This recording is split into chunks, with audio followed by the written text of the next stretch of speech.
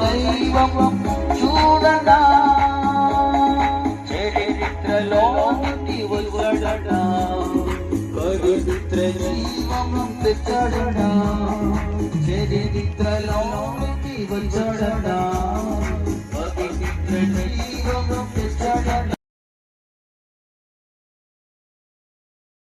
తీసుకుని వెళ్ళడానికి ఆయన యొక్క భూమి మీదకి రావడం జరిగింది. యేసుక్రీస్తు ప్రభు ఒక రక్షకుడు పాపంలోని శాపంలోని నశించిపోతూ గతించిపోతున్న మన జీవితాల్ని మంచి మార్గంలోకి లేదంటే ఒక రక్షణ మార్గంలోకి మన ఈ యొక్క మాటలను మీ యొక్క హృదయంలో ఉంచుకొని మీ యొక్క మనసును ప్రభువుకి వైపు తిప్పిన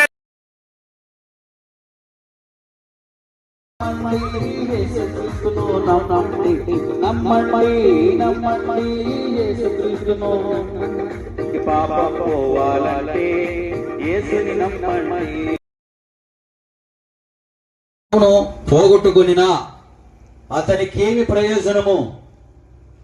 ఈ లోకమంతటిని సంపాదించే మంచి ఆరోగ్యం కలిగి ఉత్తూరుకునే ఏ అనారోగ్యము లేకుండా అలా కూర్చున్నవాడివి కూర్చున్నట్టే కుప్పకూలిపోతే అవన్నీ ఏమవుతాయి? ఒకటి జీవవృక్షము, రెండవది మంచి చెడ్డల తెలివినిచ్చు వృక్షము. వాటిని ఆ తోటలో ఉంచి దేవుడు వారి ఇరువురికి, మీరు తోట మధ్యలో ఉన్న ప్రతి వృక్ష ఫలములను మీరు నిరభ్యంతరము చెల్లిస్తున్నామయ్యా.